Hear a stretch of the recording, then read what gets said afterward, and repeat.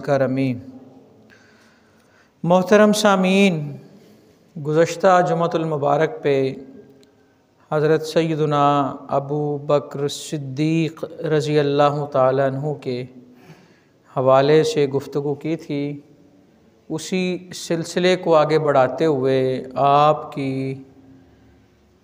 शान और आपकी ज़ात के हवाले से जो हमें मालूमात मिलती हैं वो चंद एक मज़ीद आपके सामने रखूँगा।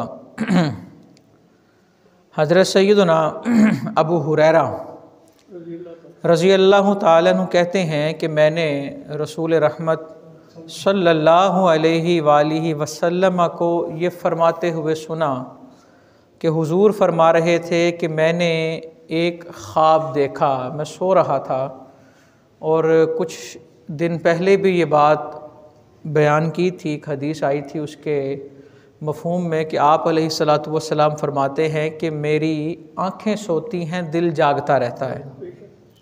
हमारी नींद और तरह से होती है, हमारी नींद सरापा गफलत है और हुज़ूर अलैहिस्सलातु वस्सलाम की नींद भी हिकमत है, उसमें भी रहमत है और उसके अंदर भी जो ख्वाब या जो मामलात हैं वो सब के सब वही खुदा, वो अल्लाह की तरफ से और अल्लाह ही की तरफ से है। और आपका ये फरमाना कि मेरी आँखें सोती हैं, दिल जागता है, मतलब इसका यही है कि बशरी तकाज़ों के मुताबिक मैं सो जाता हूँ, लेकिन अगर हकीकतन देखा जाए तो मैं जाग रहा होता हूँ। यानी कि सोने के बाद भी मेरे हवास उसी तरह काम कर रहे होते हैं जिस तरह जागते हुए काम कर रहे होते हैं। ये अल्लाह ने हुज़ूर अलैहिस्सलातु वस्सलाम को शान अता की और हुज़ूर अलैहिस्सलातु वस्सलाम की ही ये शान है ना कि जिनके ख्वाब भी हदीस की सूरत में महफूज है, यानी कि उसमें भी हमारे लिए दर्स है और उसके हमारे लिए तालीमात के अंदर समंदर हैं। देखें, आप फरमा रहे हैं कि मैंने सोते हुए देखा कि एक डोल है और उस डोल को मैंने खींचा, यानी कि कुएं से पानी जब निकाला जाता है तो डोल के ज़रिए निकाला जाता है। आपने फरमाया, ये मफ़हूम आपके सामने रख रहा हूँ, आप फरमाते हैं कि मैंने उस डोल को खींचता रहा माशा अल्लाह, कितना खींचा जितना अल्लाह ने चाहा। फिर उसके बाद वो डोल ले लिया इब्ने अबी कुहाफ़ा ने। हज़रत अबू कुहाफ़ा ये हज़रत अबू बकर रज़ी अल्लाह ताला अन्हु के वालिद हैं। तो इब्ने अबू कुहाफ़ा का मतलब हज़रत सैयदना अबू बकर सिद्दीक़ रज़ी अल्लाह ताला अन्हु। हुज़ूर ने फरमाया फिर वो डोल हज़रत अबू बकर रज़ी अल्लाह ताला अन्हु ने पकड़ लिया और इन्होंने उस डोल में से एक या दो डोल, उस डोल को पकड़ के एक या दो डोल निकाले। अच्छा, फिर उसके बाद और हज़रत अबू बकर रज़ी अल्लाह ताला अन्हु ने जब वो डोल से पानी निकाला या जो भी किया, उनके इस काम में ज़ौफ़ था। अल्लाह रब्बुल इज़्ज़त इनकी मग़फ़िरत फ़रमाए, इनके इस ज़ौफ़ की मग़फ़िरत फ़रमाए। अच्छा जी, फिर उस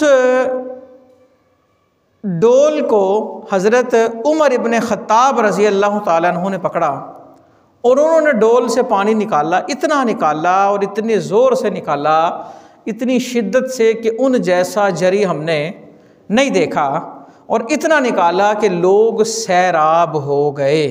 अब इस ख्वाब की ताबीर क्या?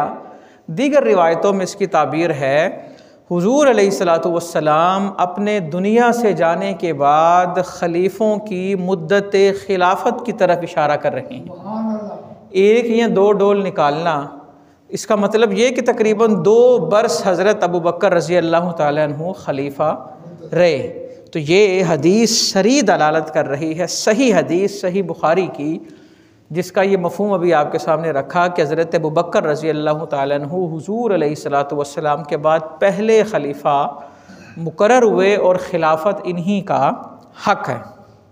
अच्छा जी, और फिर ये जो कहा कि आपके उस खींचने के अंदर कमज़ोरी, माना इसका ये है कि हज़रत अबू बकर रज़ी अल्लाह ताला अन्हु के दौरे खिलाफत में मुद्दत कम है, मसाइल ज़्यादा हैं और बड़े बड़े अजीम फितनों का सामना करना पड़ा और हत्ता के 2 बारी तो ऐसा हुआ कि हज़रत उमर रज़ी अल्लाह ताला अन्हु ने कहा कि आप अभी इस फ़ैसले में नज़र कीजिए। तो आप फरमाने लगे कि नहीं, जो काम हुज़ूर अलैहिस्सलातु वस्सलाम ने किया, यानी कि जिस लश्कर को हुज़ूर अलैहिस्सलातु वस्सलाम ने रवाना कर दिया है, तो मैं उसको वापस नहीं बुला सकता, मैं उसको वापस नहीं बुला सकता, और नहीं बुलाया। फिर इसी तरह वो जो झूठा नबुव्वत का दावा करने वाला था मुसैलमा कज़्ज़ाब, जिसके ख़िलाफ़ जंग यमामा लड़ी गई, और मुनकरीन ज़कात का मसला, लोगों ने ज़कात देने से इनकार किया, तो आपने फरमाया कि नहीं, मैं एक रस्सी भी जो देता था नहीं देगा, मैं उसके ख़िलाफ़ जिहाद करूँगा।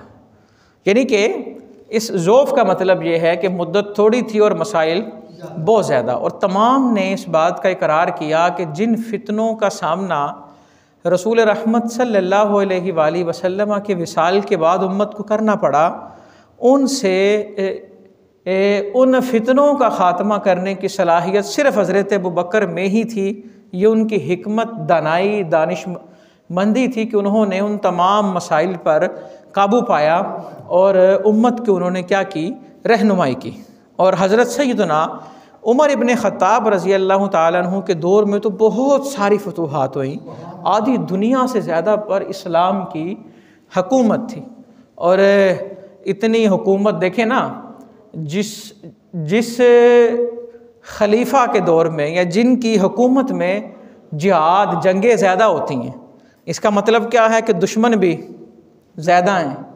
तो दुश्मन ज़्यादा हो जाएं तो बंदा सिक्योरिटी अपनी बढ़ा देता है, लेकिन इसके बावजूद हज़रत उमर इब्न ख़त्ताब रज़ी अल्लाह ताला अन्हु जो वर्ल्ड टूर करते थे वो तने तनहा करते थे, या सिर्फ़ एक ग़ुलाम साथ होता था, लेकिन सवारी एक होती थी।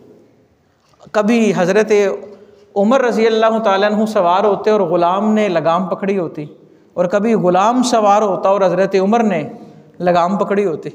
ये दौर यानी कि इस तरह के मामला थे। अब हुआ क्या, हज़रत उमर रज़ी अल्लाह ताला अन्हु पुरअमन क्यों रहे?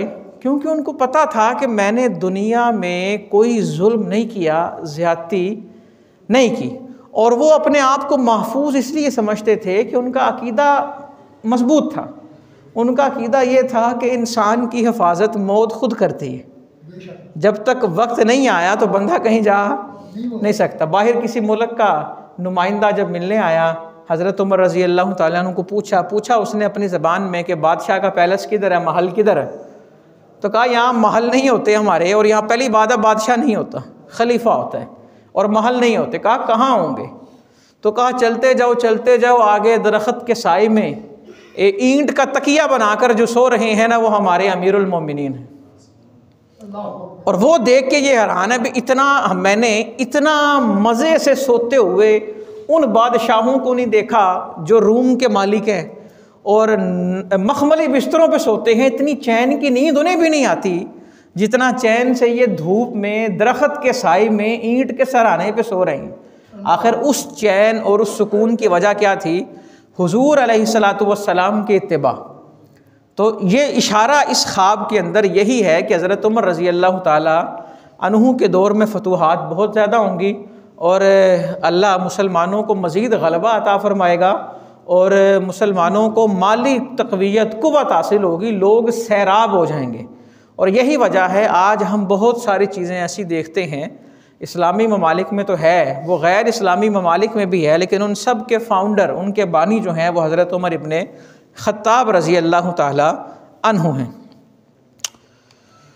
हज़रत अब्दुल्लाह इब्न उमर रज़ी अल्लाह ताला अन्हु बयान करते हैं कि रसूलुल्लाह सल्लल्लाहु अलैहि वसल्लम ने एक मरतबा इरशाद फरमाया, तकब्बुर की मजम्मत करते हुए। उस वक़्त ना लोगों का कल्चर ये था कि जो बड़ा होता था ना, बड़ा अपने इलाके का बड़ा, और कोई कुछ भी कह ले।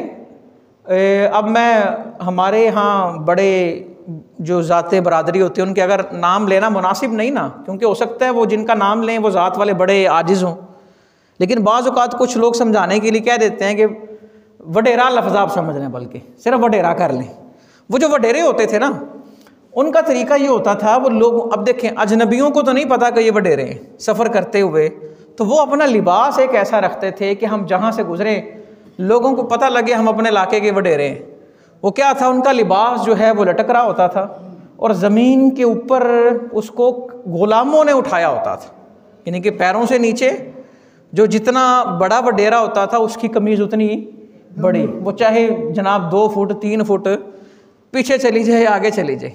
आजकल भी ये रवाज राइज हो चुका है, मर्दों के यहाँ भी और औरतों के यहाँ भी। ख़वातीन में तो चल रहा था, मर्दों ने भी इस रवाज को अपना लिया जो कि गैर शरई है। तो हुजूर अलैहिस्सलातु वस्सलाम ने फरमाया कि जो अपने कपड़े को खींचे, लंबा कर दे तकब्बुर की नीयत से, लम यंजुरिल्लाहु इलैहि यौमल क़ियामा, क़यामत के दिन अल्लाह उसकी तरफ नज़र भी नहीं फरमाएगा, उसे देखेगा भी नहीं। नज़र करने का मतलब होता है नज़र रहमत, वरना कोई भी चीज़ ऐसी नहीं जो अल्लाह से ओझल हो जाए, ये बात समझ लें। मतलब ये है कि अल्लाह उस पर नज़र रहमत भी नहीं फरमाएगा। तो जब ये बात की ना, तो हज़रत अबू बकर रज़ी अल्लाह तआला अन्हु हाजिर हुए। वर्ष करना कि हुजूर मेरा जो एक तरफ है ना मेरे पेट की, वो ना उससे ना कपड़ा सिरक जाता है। मतलब इसका ये दीगर रिवायतों में मिलेगा, जिसका पेट बड़ा हो ना, वो अगर शलवार या तहबंद ऊपर बांधे भी सही तो वो नीचे आ जाता है, उठते बैठते ध्यान ना भी रहे रखें भी तो वो कपड़ा नीचे आ जाता है। तो अर्ज़ किया हुजूर अगर आप कहते हैं तो मैं मज़ीद एहतियात करूँगा, यानी मतलब यही ना भी पकड़ के रखूँगा, नीचे नहीं जाने दूँगा। तो आप अलैहिस्सलातु वस्सलाम फरमाने लगे आप के लिए ये हुक्म नहीं है, क्योंकि आप इसे तकब्बुर की वजह से नहीं करते। तो यहाँ से एक फ़िक़ही मसला साबित हो गया।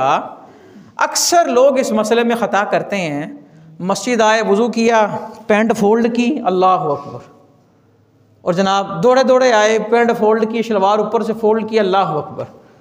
हालांकि टखने नंगे रखना ये हुक्म नमाज के साथ ख़ास नहीं है। भी जो मुशरिक ऐसा करते थे वो कौन सी नमाज पढ़ते थे, वो तकब्बुर की नीयत, यानी कि किसी भी दिन के हिस्से में जो बंदा तकब्बुर की नीयत से, अब जो आदमी ये समझे कि नहीं जनाब ये फ़ैशन है, तो फ़ैशन का मतलब भी तकब्बुर ही होता है कि लोग की कहेंगे यार दुनिया कितने चलेगी तो तू कितने फिरना है, अगर करे। यानी कि ये पहली बात तो ये है कि ये हुक्म नमाज के साथ ख़ास नहीं, ये हुक्म आम है। दूसरी बात, अगर किसी के कपड़े बड़े हैं और उसकी तकब्बुर की नीयत नहीं है तो उसे कपड़ा फोल्ड करना नहीं चाहिए, वो कपड़ा ऐसे ही रखे, वो आए और नमाज पढ़े और चला जाए, उसी तरह रहे। अब देखें वो किसी शादी में जाते हुए तो पैंट फोल्ड नहीं करेगा, ऐसा है कि नहीं। अच्छा एक चीज़ और, टखने अगर कोई आदमी छुपा ले कपड़ा बड़ा होने की वजह से और तकब्बुर की नीयत ना हो तो ये मकरूह तंज़ीही है। अगर तकब्बुर की नीयत हो फिर तो हराम हो गया ना, अगर तकब्बुर की नीयत ना हो तो ये मकरूह तंज़ीही। किसी का पेट भरा शलवार नीचे हो जाती है, बसा औकात कपड़ा कुछ इस तरह का होता है या रुकू सुजूद करते हुए शलवार थोड़ी सी सिरक जाती है तो टखने छुप जाते हैं, इस तरह के मामले में ये क्या है, मकरूह तंज़ीही। और कपड़ा फोल्ड कर लेना ये मकरूह तहरीमी है। तो बंदा मकरूह तंज़ीही से बचते हुए मकरूह तहरीमी का इर्तिकाब कर बैठता है। तो लिहाजा अगर किसी ने पैंट पहनी है जो बड़ी है तो उसे फ़ोल्ड करने की इजाज़त है। यहाँ तो पहले वो सिलवाएं उस तरह से छोटी, अब देखें ना बड़ी माजरत से पैंट फोल्ड करने की फ़िक्र है, लेकिन इस बात की फ़िक्र नहीं मैंने पैंट टाइट पहनी हुई है कि लूज़ पहनी हुई है, इस बात की परवाह नहीं है। तो लिहाजा जो चीज़ सोचने वाली है उसकी तरफ हम सोचें। और ये मसला बड़ा, इस पर ना हर बंदे को मसला होता है। कई फिर नमाज के लिए खड़े होते हैं तो अपनी शलवार ऊपर की तरफ फोल्ड करते हैं, तो ऐसा भी नहीं करना चाहिए। यहाँ तो शलवारें छोटी, और अगर सिल गई है या कोई मसला ऐसा है कि बार बार नीचे आ जाती है तो कपड़ा फोल्ड करने की ज़रूरत नहीं है। और ये हुक्म सिर्फ नमाज के साथ ख़ास नहीं है। तो लिहाजा ये इस हदीस से ये मसला क्लियर हो गया, यानी कि ये हुजूर अलैहिस्सलातु वस्सलाम ने ख़ुद फरमा दिया कि ए हज़रत अबू बकर रज़ी अल्लाह ताला अन्हु को कि आपकी तकब्बुर की नीयत नहीं होती। इसको इस्तिलाह के अंदर ना इस तरह की चीज़ को इस्तिलाह में कहते हैं कि ये जो हुक्म है ना इसका मौरिद ख़ास है और इसका हुक्म आम है। मौरिद का मतलब ये कि ये वाक़या एक खुसूसी है, ठीक है, लेकिन इस वाक़े में जो हुक्म दिया जा रहा है वो सब के लिए।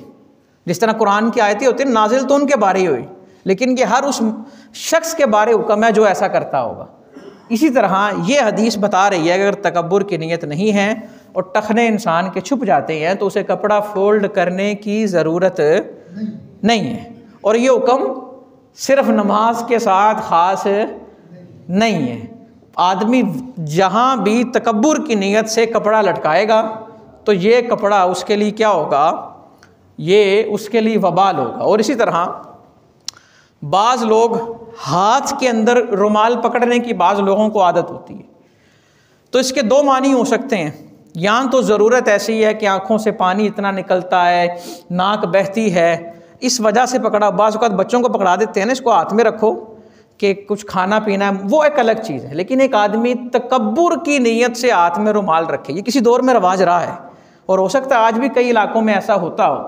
जिस तरह कुछ लोग लाठी पकड़ते हैं, कुछ लोग अपने वो कहते हैं हमारी शान व शौकत ये है कि सर्दियाँ हो या गर्मियाँ हो हम एक कंधे के ऊपर कपड़ा लटका के रखते हैं और चलते हैं। कोई भी ऐसी रस्म जो तकब्बुर के लिए और अपनी बड़ाई के लिए कि लोगों को पता लगे मैं आ रहा हूँ, तो इसकी इजाज़त। हाँ, अगर सरकारी ओहदा है और उसका तकाजा है, एक सरकारी ओहदा है, उनका तकाजा है हाथ में छड़ी रखनी, ठीक है, जायज़ है वो, बल्कि उनके लिए ज़रूरी है और मुस्तहसन है, अच्छा अमल है। लेकिन एक आदमी ऐसे ही रखे जनाब लोगों को पता लगे कि मैं लाठी का मालिक हूँ, मेरी लाठी है, इसका मतलब है भैंस भी मेरी होगी, तो ये तकब्बुर की नीयत से जो भी काम किया जाएगा इसकी इजाज़त नहीं होगी। ये बात क्लियर होगी यहाँ पे। अच्छा जी, हज़रत सैयदना अबू हुरैरा रज़ी अल्लाह तआला अन्हु फरमाते हैं कि रसूल रहमत सल्लल्लाहु अलैहि वसल्लम उन्होंने फरमाया कि कोई आदमी अल्लाह की राह में जब भी किसी चीज़ का जोड़ा खर्च करे, क्या खर्च करे, क्या खर्च करे, जोड़ा, पेयर, जोड़ा दे। लिहाजा कब जब भी अल्लाह की राह में देना हो ना, कोशिश करें उसका जोड़ा बना के दिया करें, उसकी बड़ी फजीलत है। मिसाल के तौर पे अगर किसी का ज़ेन ये है मैं 100 रुपया दूँगा तो वो 200 दे दे। अगर किसी का ज़ेन नहीं है ही 100 क्या करूँ, वो 50-50 वाले 2 दे दे, इसकी बड़ी बरकत है। ये हदीस से बात साबित है। अब इस देखिए ना, यहाँ पर भी फरमाया कि जो जिस तरह 2 दिनार या 2 कपड़े, ये इस हदीस की शरह में लिखा गया है कि वो 2-2 करके दे, तो अल्लाह रब्बुल इज़्ज़त उसे यानी कि उसकी शान ये है कि उसे जन्नत के दरवाज़े से आवाज़ दी जाएगी, ए अल्लाह के बंदे ये दरवाज़ा तू डिज़र्व करता है, यहाँ से गुज़र। ये दरवाज़ा जन्नत का दरवाज़ा कहेगा, ओ अल्लाह की राह में जोड़ा खर्च करने वाले इधर आ, किधर जा रहा है। एक वो लोग बंदा होगा जो ढूंढ रहा होगा भी जन्नत का दरवाज़ा किधर है कि मुझे काश जन्नत का दरवाज़ा मिले, और एक वो बंदा है जिसे जन्नत का दरवाज़ा ढूंढ रहा होगा। और ये कौन बंदा है जो अल्लाह की राह में जोड़ा खर्च करे। अच्छा, खर्च करना सिर्फ पैसे नहीं होते,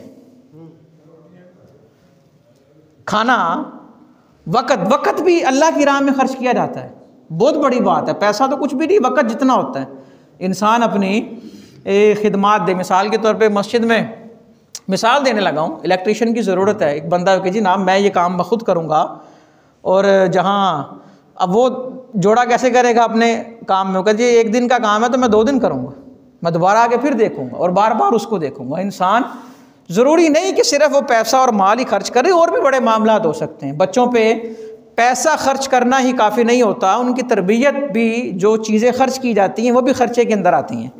अच्छा, जन्नत का दरवाज़ा कहेगा अल्लाह के बंदे इधर आ, और जन्नत का दरवाज़ा अगर आप उसको मापने लगे ना, उसका साइज़ लेने लगे, तो साइज़ लेना ही मुश्किल है।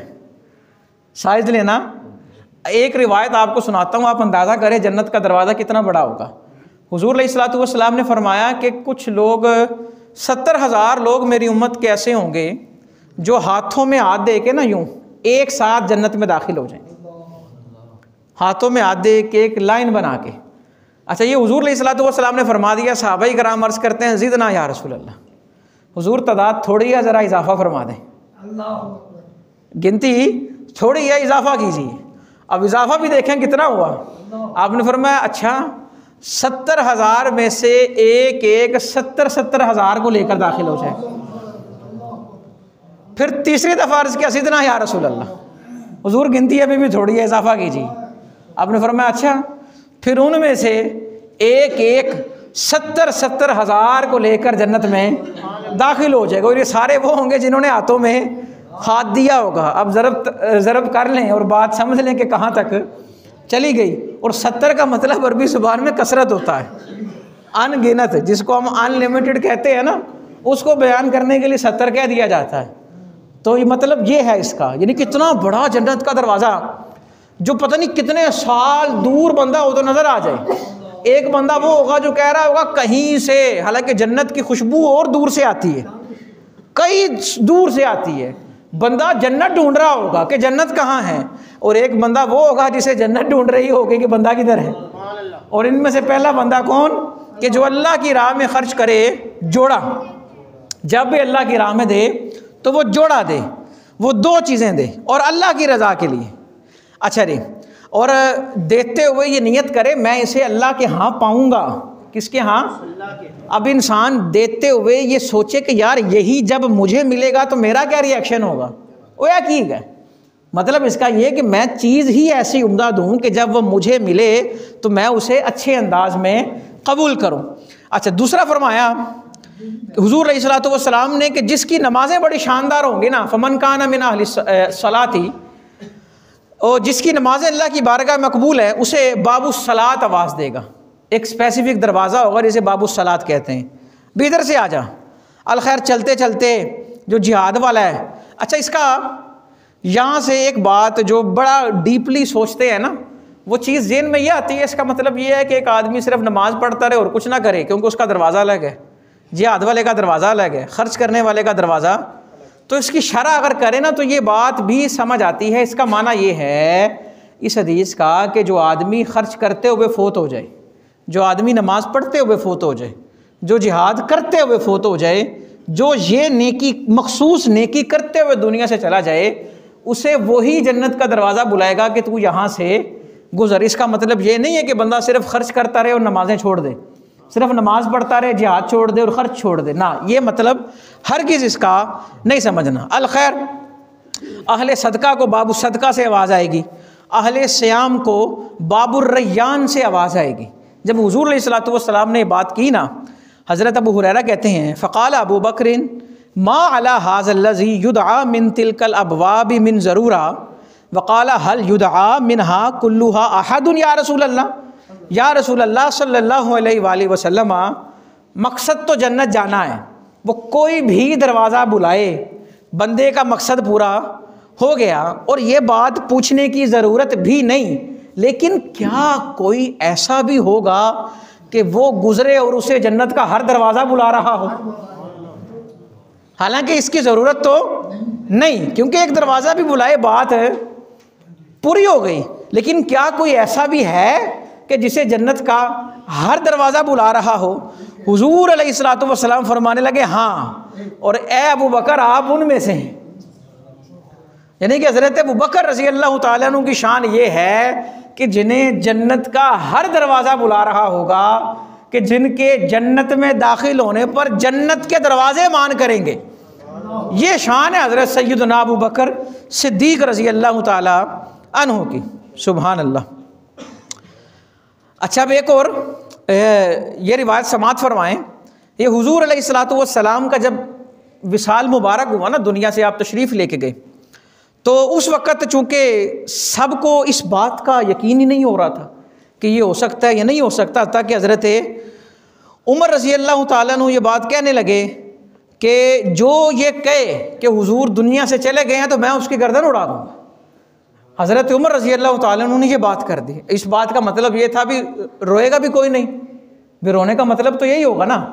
अब वो एक अजीब कैफियत हो गई। इतनी में हज़रत सैयदना अबू बकर सिद्दीक़ रज़ी अल्लाह तआला अन्हु तशरीफ़ लाए और हुजूर अलैहिस्सलातु वस्सलाम के चेहरे से कपड़ा हटाया और आपने हुजूर अलैहिस्सलातु वस्सलाम का बोसा लिया और फरमाने लगे भी अभी अंत व उम्मी, कि आप पर मेरे माँ बाप कुर्बान हो जाएं, तिबता हय्यन व मय्यतन, कि या रसूल अल्लाह सल्लल्लाहु अलैहि वसल्लम आपकी ज़िंदगी भी हमारे लिए बरकत है और आपका दुनिया से चला जाना भी बरकत है। ये बात समझें कि आपका यहाँ आना रहना भी रहमत है, बरकत है, और आपका जाना भी। माना इसका ये भी है कि आपकी ज़िंदगी भी काबिल रश्क है और आपका विसाल भी, और ये माना भी है कि आपकी ज़िंदगी जिस तरह काबिल तकलीद है उसी तरह आपका दुनिया से तशरीफ़ ले जाना भी काबिल तकलीद है। और वहाँ पर ना फिर आप बाहर तशरीफ़ लाए, और चूँकि हज़रत उमर रज़ी अल्लाह ताला अन्हु वो कसम खा कर कह रहे थे कि नहीं विसाल हुआ, तो उनको आपने रोका और आपने ख़िताब किया और ख़ुतबा दिया। और ख़ुतबा क्या दिया? अल्लाह की हम्दो सना की, और आपने फरमाया ख़बरदार जो तो कोई हज़रत मोहम्मद सल्लल्लाहु अलैहि वसल्लम की इबादत करता था तो वो समझ ले कि इनका विसाल हो गया है, और जो अल्लाह की इबादत करता है तो अल्लाह हई है ला यमूत, कि वो ऐसा ज़िंदा है उसे विसाल नहीं है। और फिर कुरान की कुछ आयतें पढ़ी हज़रत अबू बकर रज़ी अल्लाह ताला अन्हु ने। यार मुसीबत के वक़्त कुरान याद आए, इससे बढ़कर एजाज़ क्या होगा? ये बहुत बड़े एजाज़। कहा इन्नका मय्यितुन व इन्नहुम मय्यितून, कि अल्लाह के नबी आप भी दुनिया से चले जाएंगे और वो भी दुनिया से चले गए, यानी कि जो भी यहाँ आया है उसने दुनिया से जाना है। और फिर ये आयत पढ़ी वमा मुहम्मदुन इल्ला रसूल कद खलत मिन क़ब्लिहि रुसुल अफ़इन माता औ कुतिलन क़लबतुम अला आक़ाबिकुम वमन यनक़लिब अला आक़िबैहि फ़लन यदुर्रल्लाह शैया, कि हज़रत मोहम्मद सल्लल्लाहु अलैहि वसल्लम अल्लाह के रसूल हैं, इनसे पहले भी कई रसूल गुजरे। क्या कोई रसूल दुनिया से चला जाए तो उसके बाद तुम लोग हक़ से फिर जाओगे? जो हक़ से फिर गया वो अल्लाह को नुकसान हरगिज़ नहीं दे सकता, और अल्लाह जो है शाकिरीन को जज़ा देगा। जब हज़रत अबू बकर रज़ी अल्लाह ताला अन्हु ने खुतबा दिया ना, फ़नशिजन नासु यबकूना, तो लोग ज़ारों की तार रो पड़े और आँखों का जो आंसू थे उनका सैलाब आ गया। अब इस दौरान क्या हुआ, लोग जमा हो गए अंसार एक घर में सकीफ़ा बनी सादा के, तो वो वहाँ पर ना मशवरा भी होने लगा, यानी कि अभी हुजूर अलैहिस्सलातु वस्सलाम की तदफीन नहीं हुई तो मसला ये चीज़ ज़ेरे बहस आ गई कि अब अमीर कौन होगा, अब संभालेगा कौन। तो वहाँ पर ये मशवरा तय पाया कि एक अमीर हम में से होगा, एक तुम में से होगा, यानी कि मुहाजिरीन अंसार ये कहने लगे एक लीडर होगा अंसार का और एक लीडर होगा किसका? मुहाजिरीन का। अब यही चीज़ मुनासिब नहीं है, यही चीज़ मुनासिब, इस्लाम ने इसी चीज़ का तो ख़ात्मा किया कि किसी को इलाके कौम किसी हवाले से कोई बरतरी हासिल नहीं है। हाँ, मुहाजिरीन की शान ज़्यादा है, मुहाजिरीन की शान ज़्यादा है, और उनमें से भी जो सबसे पहले इस्लाम लाए उनकी शान भी ये ज़्यादा क्यों है? तकवे की वजह से। लेकिन अब चूँकि एक मामला आ गया दुनिया का, तो जब ये बातें हुई तो ये ख़बर पहुँच गई हज़रत अबू बकर रज़ी अल्लाह ताला अन्हु तक भी कि वहाँ पर लोग जमा हैं और वहाँ पर फितने का अंदेशा है। अगर लोग किसी बात पर बातों में आकर डिसीजन ले लेंगे, फ़ैसला ना हुआ हो तो अच्छा फ़ैसला करना आसान है, फ़ैसला हो जाए फिर बदलना उसको बड़ा मुश्किल है। हज़रत अबू बकर रज़ी अल्लाह ताला अन्हु चले गए, हज़रत उमर इब्न ख़त्ताब भी और हज़रत अबू उबैदा बिन जर्राह भी रज़ी अल्लाह ताला। हज़रत उमर कहते हैं, आगे चलकर यहाँ बात है, कहते हैं मैंने ना तकरीर तैयार कर ली थी, मैं क्या बोलूँगा जाके। हज़रत उमर बहुत फसीह बलीग एलोक्वेंट पर्सन, कहते हैं मैंने इसके बावजूद तकरीर तैयार की है, मैं क्या करूँगा तकरीर। कहते हैं मैं वहाँ बोलने लगा तो हज़रत अबू बकर रज़ी अल्लाह ताला अन्हु ने मुझे चुप करा दिया, कहा खामोश हो जाए। कहते हैं हम चुप हो गए, और बेहतरीन गुफ्तगू उस वक़्त हज़रत अबू बकर रज़ी अल्लाह ताला अन्हु क्या बलीग और शानदार खुतबा दिया। ये दूसरा खुतबा, यानी कि पहला उसी वक़्त दिया जब हुज़ूर अलैहिस्सलातु वस्सलाम के मुबारक जिस्म के पास तशरीफ़ लाए, उस वक़्त खुतबा दिया, फितना पैदा हो रहा था। फिर दूसरा खुतबा सकीफ़ा बनी सादा में जाकर दिया, और हज़रत उमर कहते हैं क्या खुतबा इरशाद फरमाया और कहा, वो कहते हैं बात ये है कि जो अमीर है वो हम में से होगा और वज़ीर तुम में से होगा। अगर दो अमीर मुकर्रर हो जाएं तो दोनों की ही नहीं बनेगी आपस में। ऐसा ही है ना, जब सब आला मनसब पर फायज़ हो जाए तो अदना ही कोई नहीं होगा। आजकल एक धोखा, मैं धोखा ही कहूँगा हर जगह पर भी, जो नाइब है वो नाइब है, ऐसा ही है ना। तो लफ्ज़ क्या चलता है? सीनियर नाइब, सिर्फ एक धोखा है ना, सीनियर नाइब। तो जो नाइब है वो नाइब है, ये सिर्फ अपने आप को खुश करने वाली धोखा देने वाली बात है, इसके अलावा कुछ नहीं है, जो नाइब है वो नाइब है भाई, ठीक है। अच्छा जी, अगर ज़्यादा बात की ना तो लोग कहेंगे जी आप गलत तरफ आ गए हैं आप, हालांकि मेरा मकसद कतअन कोई इस तरह की बात नहीं है। अच्छा जी, हज़रत अबू बकर रज़ी अल्लाह ताला अन्हु फरमाने लगे अमीर हम में से होगा, वज़ीर तुम में से होगा। और वो कहने लगे नहीं जी, एक अमीर हम में से होगा और एक अमीर तुम में से। बात चली अल-मुख्तसर ये कि चूँकि दीगर हदीसें भी बता रही हैं कि जो इमामत है वो कुरैश में रहेगी, तो हज़रत अबू बकर रज़ी अल्लाह ताला अन्हु फरमाने लगे ये मेरे साथ हज़रत उमर भी हैं और अबू उबैदा बिन जरा भी हैं, तो दोनों में से जिसके हाथ पर तुम बैत करना चाहो कर लो।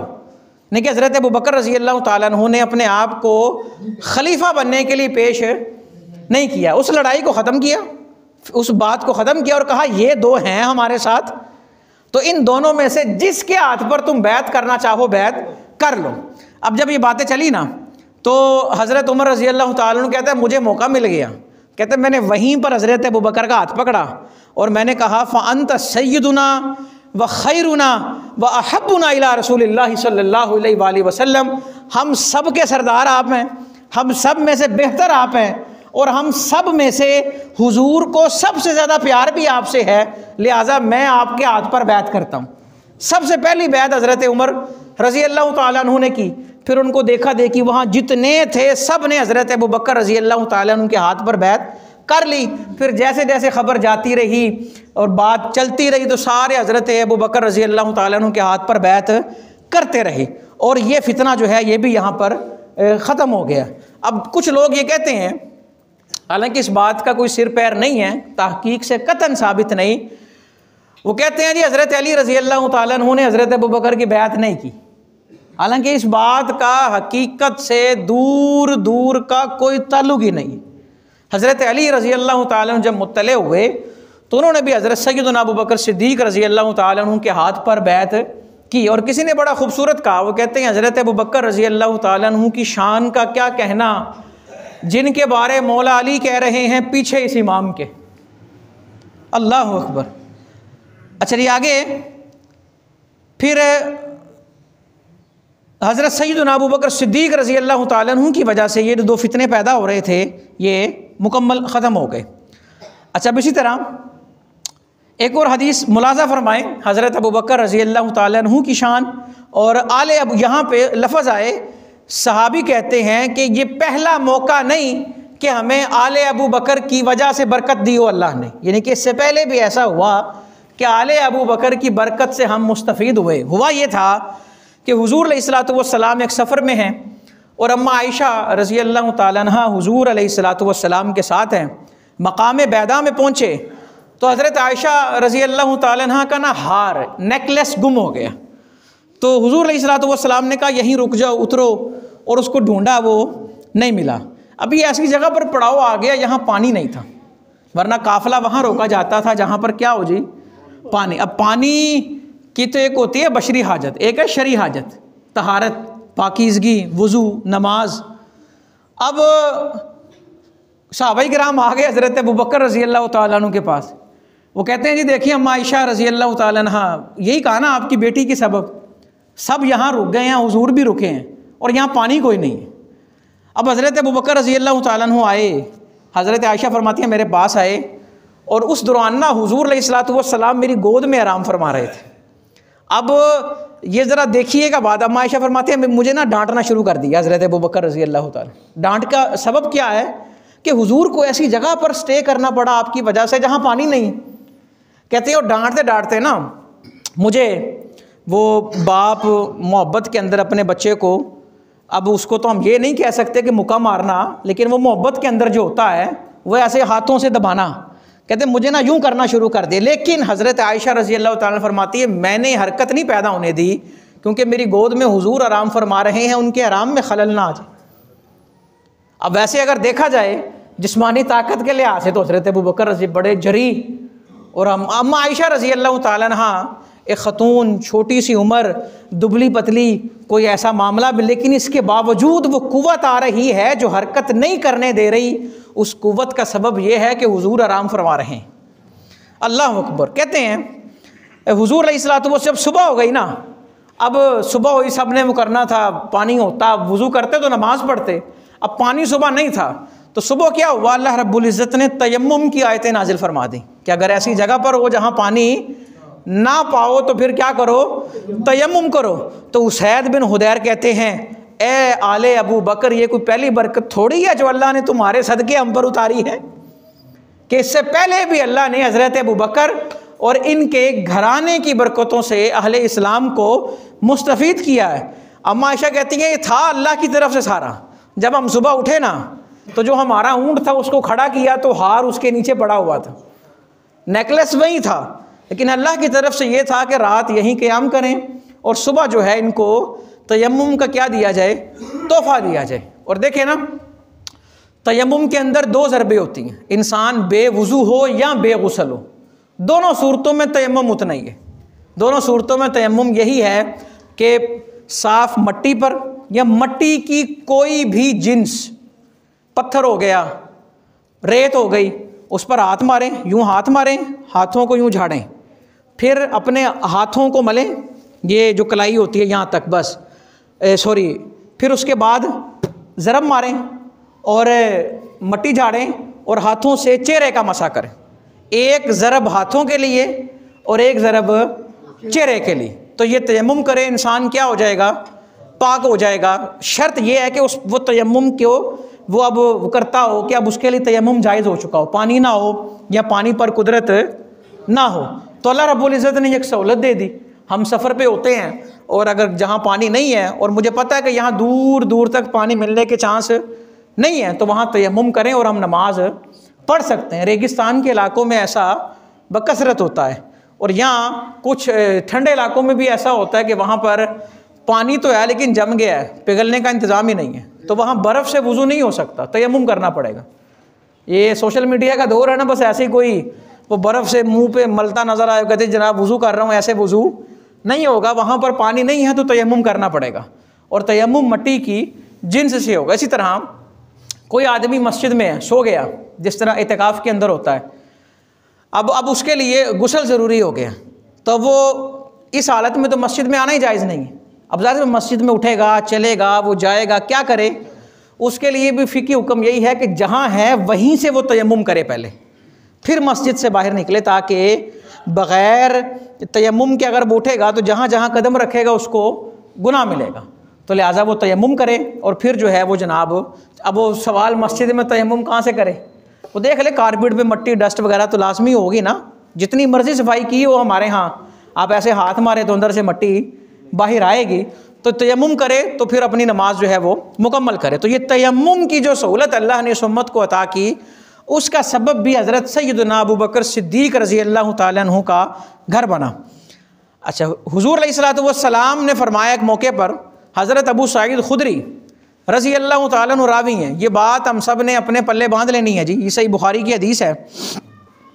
हुज़ूर फरमाते हैं कि ला तसुब्बु अस्हाबी, मेरे किसी सहाबी के बारे ज़बान दराज़ी ना करो। ज़बान दराज़ी करने का मतलब है कहना भी कुछ नहीं, सुनना भी कुछ नहीं। एक बंदा कहे यार मैं तो नहीं कहता, हाँ लेकिन मैं जिसके पास उठता बैठता हूँ वो कहता है, तो ये गलत है। कुछ लोग इस दौर में भी किताबें छपाते हैं, खैर अजीब अजीब बातें करके मुख्तलिफ़ सहाबाए किराम रिज़वानुल्लाहि अलैहिम अजमाइन के बारे ज़बान दराज़ी करते हैं जी, वो सहाबी नहीं, वो ऐसे नहीं, वो वैसे नहीं। बिलख़ुसूस हज़रत सैयदना अमीर मुआविया रज़ी अल्लाह तआला अन्हु पर ज़बान दराज़ी की जाती है, तो हमने किसी भी ऐसी सरगर्मी का हिस्सा नहीं बनना। अगर कोई ऐसा करता है तो ये नहीं कि आप जाएं उससे लड़ाई शुरू कर दें, खामोशी से साइड पे हो जाएं। और अगर वो आपके पास आपकी मजलिस में आके ऐसा कहें तो आप अदब के दायरे में रहते हुए कहें जनाब नहीं, आपने इस मौजू को डिस्कस नहीं करना। समझ आई? इसी तरह सहाबाए किराम रिज़वानुल्लाहि अलैहिम अजमाइन के भी आपस में कुछ मामलात हुए, कुछ चीज़ें हुई, तो हमने सहाबा का अदब करना है। वो मामलात क्या हैं? मुख्तसर ये कि मालिकों की बातों में नौकर बोला नहीं करते। अकीदा क्या है? अकीदा यही है, हज़रत आला हज़रत इमाम अहमद रज़ा बरेलवी रहमतुल्लाहि ताला अलैह, उन्होंने जितनी खूबसूरत बात कर दी ना, मैं समझता हूँ इस पर बात ख़त्म है। वो कहते हैं कि हज़रत सैयदुना मौला अली करमल्लाहु ताला वजहुल करीम ये हक पर हैं और हक इनके साथ है, ये हक के साथ है, ये हमारा नज़रिया। और हज़रत अमीर मुआविया रज़ी अल्लाह ताला अन्हु भी हमारे लिए काबिल एहतराम हैं, वो हमारे सरदार हैं। लेकिन जो बात उन्होंने की वो कहते हैं, देखें जहाँ पर इन दोनों सहाब का इकट्ठा जिक्र हो ना, फिर अमीर का लफ्ज़ सिर्फ हज़रत अली के साथ लगना चाहिए। ये आला हज़रत बात लिख रहे हैं। क्यों? वो कहते हैं अमीर मौला अली हैं, अगर इकट्ठा जिक्र होगा तो अमीर मौला अली, फिर इनके साथ अमीर का लक़ब नहीं लगेगा। इससे बढ़कर खूबसूरत बात क्या होगी कि उनके जो आपस में मामलात हैं, हमारा क्या नज़रिया है कि हज़रत अली रज़ी अल्लाह ताला अन्हु हमेशा से हक़ पर रहे हैं। उनका मौक़िफ़ जब भी था, जो भी था, वो हक़ पर ही था। हाँ, उनके मद्दे मुकाबिल सहाबाए किराम या जो मामला जब भी हुए, हमने किसी की भी तौहीन नहीं करनी। और हुजूर की ये हदीस हमारे लिए मशअल राह है। इमाम बुखारी उसको बयान कर रहे, सराहतन आ गया ला तसुब्बू असहाबी, कि मेरे किसी सहाबी को बुरा। मैं इससे बढ़कर एक बात करता हूँ, वो मैंने आगे करनी थी लेकिन अभी यहीं साथ जोड़ देता हूँ। हुजूर अलैहिस्सलातु वस्सलाम नमाज़ पढ़ रहे थे। कौन नमाज़ पढ़ रहे हैं? हुजूर अलैहिस्सलातु वस्सलाम। एक देहाती आए, वो भी कलमा पढ़ने वाले थे। उस वक़्त जो देहाती थे, बद्दू जिनको कहा जाता था, वो मैनर्स, तौर तरीके उनका ख्याल नहीं करते थे, लेकिन वो भी सहाबी हैं, हमारे लिए काबिल एहतराम। अब क्या हुआ, वो आए और उन्होंने आकर ना हुजूर अलैहिस्सलातु वस्सलाम की गर्दन में चादर डालकर खींच दिया, और इतनी ज़ोर से खींचा उसके निशान गर्दन में नज़र आने लगे। यहाँ पर दीगर वजाहत नहीं, अबू दाऊद की हदीस में वजाहत है। तो हुजूर अलैहिस्सलातु वस्सलाम ने ना गुस्सा नहीं किया, देखा कि ये तो बद्दू में, मुस्कुराने लगे कि वो इस तरह की आदतें करते हैं, उनको नहीं पता होता कि क्या करना है। और वो कहता है जी मैं ये 2 जानवर लाया हूँ और मुझे ज़रूरत है, भीख मांगने आए ना, और भीख क्या मांग रही, 2 जानवर लाया हूँ, मैंने लोड करके लेके जाने। तो आप मुस्कुराने लगे, आपने फरमाया जो मांगता है इसे दे दो। अब यहाँ पर हज़रत अबू बकर रज़ी अल्लाह ताला अन्हु आगे बढ़े और कहने लगे, हुजूर मुझे इजाज़त दें, मैं इसकी तबीयत ठीक कर दूँ। आपने फरमाया, ए अबू बकर, क्या उसको मारोगे जो कहता है रब्बी अल्लाह, मेरा रब अल्लाह है? और हज़रत अबू बकर रज़ी अल्लाह ताला अन्हु को रोक दिया। और यहाँ पर देखें, एक बंदा 4 किताबें क्या पढ़ता है, वो जनाब लेकर बहस करने बैठ जाएगा, जनाब मैं आपको बताता हूँ कि असल बात क्या है और क्या नहीं। किताबें लिख दी हैं जनाब, पता नहीं क्या क्या। और अल मुख्तसर ये कि नाम किसी का नाम लेंगे, बेशुमार लोग हैं ऐसे हमारे कुर्बो जवार में, हम अगर देखें तो बड़े मिल जाएंगे। किसी भी ऐसी सरगर्मी का हिस्सा नहीं बनना जहाँ किसी भी सहाबी के बारे में ज़बान दराजी की जाती हो। सब सहाबा काबिल एहतराम। हुजूर अलैहिस्सलातु वस्सलाम ने फरमाया ला तसुब्बू असहाबी, मेरे सहाबा को गाली। यहाँ ये नहीं कहा कि फ़तेह मक्का से पहले वालों को ना दो या बाद वालों को ना दो, कहा किसी भी सहाबी को गाली। कुछ लोग ये जनाब देते हैं, नहीं जनाब फ़तेह मक्का के बाद जो हुए वो तुलका हैं, वो ये हैं, तो वो हैं। किसी भी चक्कर में आपने नहीं आना। हर सहाबी हुजूर का हमारे लिए काबिल एहतराम है।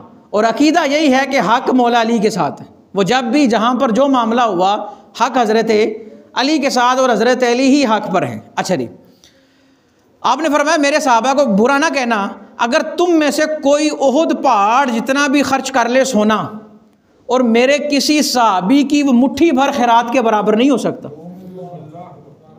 और यहाँ लफ्ज़ है मुट्ठी के साथ निस्फ़े ही, आधी मुट्ठी के बराबर भी नहीं हो सकता। तुम्हारा उहुद पहाड़ जितना सोना खर्च करना, यह खिताब किनको है?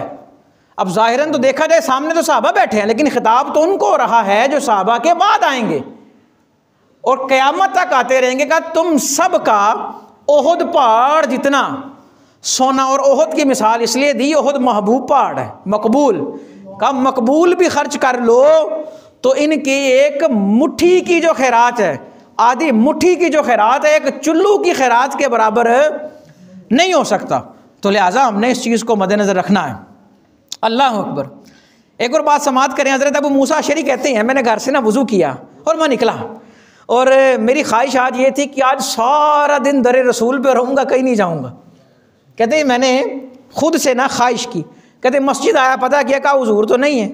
कहते मैंने पता पूछा, हुजूर के ना निशानों पर पीछा करते करते पहुँच गया। अब निशान क्या है, खुशबू आ रही है कहीं से, कहीं से पूछ लिया कहाँ आए हैं।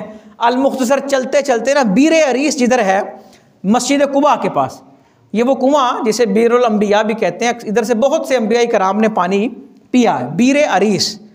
तो कहते हैं मैं वहाँ गया ना, तो हुजूर अलैहिस्सलातु वस्सलाम अपनी हाजत वहाँ फरमा रहे थे, पूरी कज़ाए हाजत की। कहते मैंने हुजूर से मुलाकात की और मैं आकर ना दरवाजे पे बैठ गया। मुलाकात करके कहाँ आके बैठ गया, और हुजूर अलैहिस्सलातु वस्सलाम उस कुएं की ना मुंडेर पर बैठ गए। कुएं जिस तरह हम दीवारों पे नहीं बैठ जाते, कुएं की दीवार पे बैठे और पिंडलियों से कपड़ा हटा दिया, पिंडलियाँ खोल ली, रिलैक्स होके बैठ गए, और पाँव जो है ना वो कुएं के अंदर वाली साइड पे। पाँव कहाँ हैं जी? कहते मैंने देखा और मैं आकर ना दरवाजे पे बैठ गया, पूछा कुछ नहीं, बस मैं दरवाजे पे आकर बैठ गया और मैंने कहा आज सारा दिन हुजूर का दरबार मैं रहूँगा, आज चौकीदारी मेरी जिम्मे। कहते हैं इतने में ना हज़रत अबू बकर रज़ी अल्लाह तआला अन्हु आए और अंदर जाने लगे। मैंने कहा ठहरें जी, मैं इजाज़त तो लेके आऊँ, दरबार हूँ आज मैं। अब देखें ना, मकसद रोकना नहीं है, मकसद बार बार हुजूर की बारगाह में जाना है। मकसद ये नहीं कि हज़रत अबू बकर को रोक दिया, मकसद ये है कि आपको कौन रोकेगा, वो आपकी वजह से मेरा आना जाना लगा रहेगा। कहते मैं हुजूर की बारगाह में गया। अब देखें ना, अगर वो आने देते डायरेक्ट, हुजूर ने तो इन्हें मुकर्रर नहीं किया या ये नहीं फरमाया कि आप क्यों रोक रहे हैं। कहते मैं आया, मैंने आकर अर्ज़ किया कि हज़रत अबू बकर रज़ी अल्लाह तआला अन्हु इजाज़त मांगते हैं। हुजूर ने ये नहीं फरमाया भी तुम रोकते कौन हो, तुम क्यों उधर बैठे हो। हुजूर जानते हैं ना ये बैठे हैं क्या लेने बैठे हैं।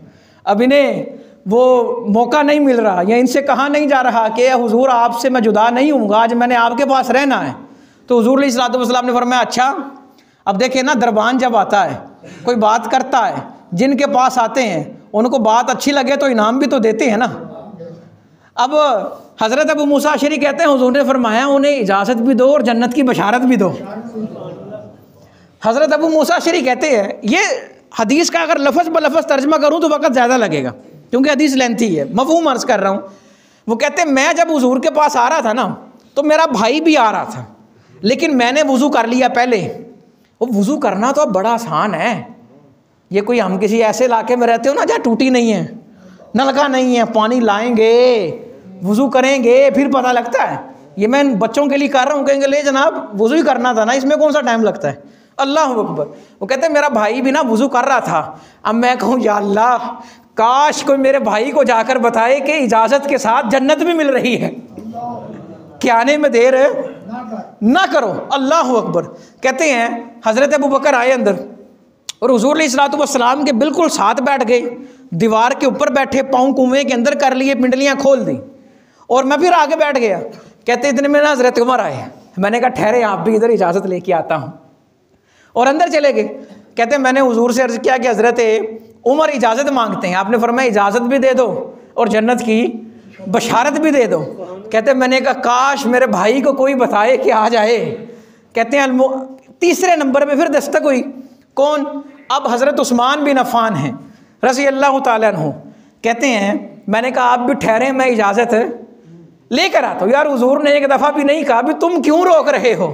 हुजूर भी जानते हैं ना ये इसलिए रोक रहे हैं कि ये बार बार मेरे पास आएँ। वो उर्दू अदब का ना बड़ा खूबसूरत एक शेर है कि तुमसे गुफ्तगू देर तक चले इसलिए तेरी हर एक बात से इख्तिलाफ़ किया, बाज़ औक़ात ये सबब भी होते हैं। अब हज़रत उस्मान जब आए ना तो हुजूर अलैहिस्सलातु वस्सलाम फरमाने लगे उन्हें भी इजाज़त दो और उन्हें जन्नत की बशारत भी दो। कहते जब हज़रत उस्मान आए ना, अब दाएं बाएं जगह नहीं थी, उन्हें बैठना पड़ा सामने। तो यहाँ से सईद बिन मुसैयब से जब पूछा गया कि आपने ये जो कुओं पर बैठे हैं सारे, उसी बीर अरीस पर हुजूर भी बैठे, जनाब हज़रत अबू बकर, हज़रत उमर रज़ी अल्लाह तआला अन्हुमा भी बैठे और हज़रत उस्मान गनी रज़ी अल्लाह अन्हु भी बैठे, आपने इसकी क्या तावील निकाली है, क्या ताबीर निकाली है, क्या माना लेते हैं? वो कहते हैं इसका माना ये है कि इनके मज़ार साथ होंगे और उनका मज़ार दूर होगा। ये हज़रत सईद बिन मुसैयब ने ये बात की कहा। कहते हैं इसकी तावील ये है।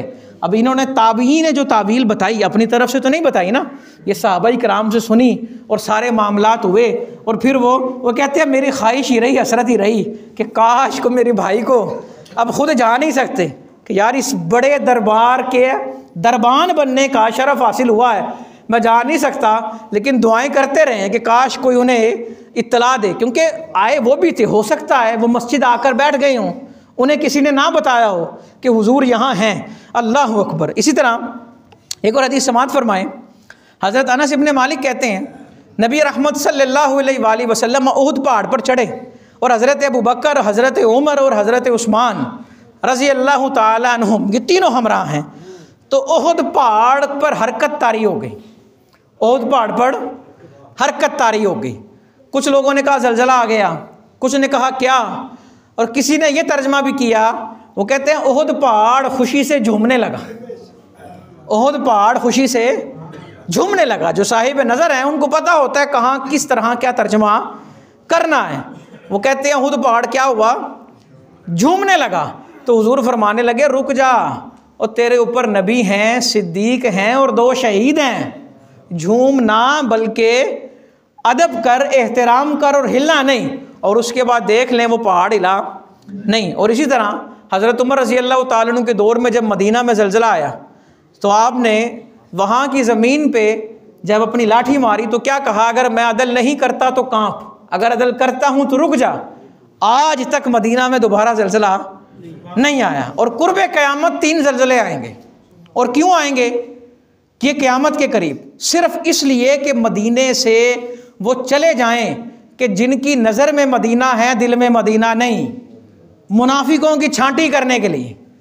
क्योंकि सब जब दजाल आएगा ना सारे मदीना में पनाह ले लेंगे, क्योंकि दजाल मक्का और मदीना जा नहीं सकेगा। फिर मदीना के अंदर जब मदीना में ना कुछ घुस बैठिए घुस जाएंगे, कुछ मुनाफिकीन जिनकी नज़र में तो मदीना है दिल में मदीना, यानी कि जान के वो झूठे मुसलमान बनकर दाखिल हो जाएंगे।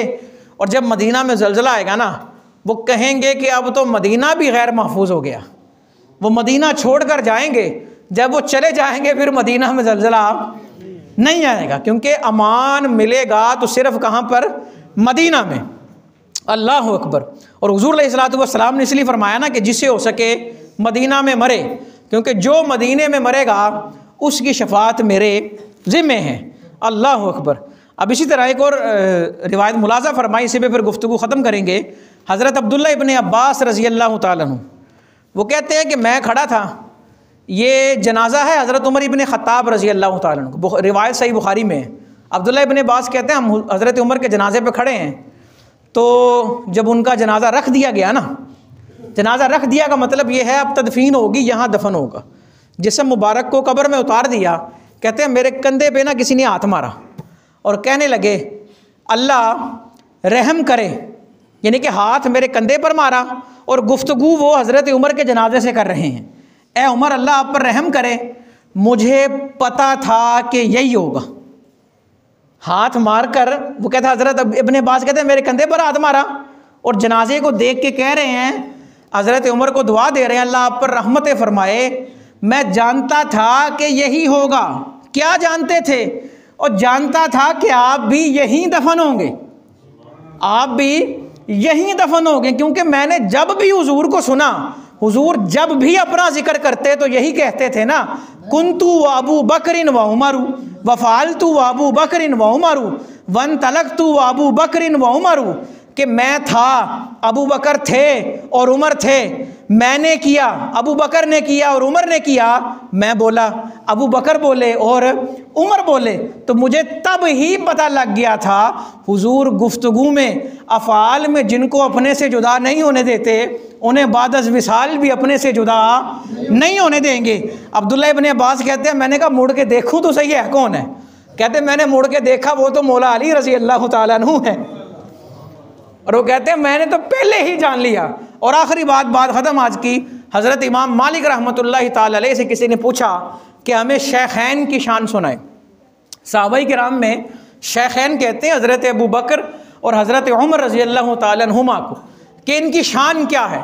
अब फरमाने लगे कि इनकी शान मैं क्या सुनाऊँ कि इनका खमीर भी वहीं से लिया गया जहाँ से आका का खमीर लिया गया है। वाखिरु दावाना अनिल हम्दुलिल्लाहि रब्बिल आलमीन।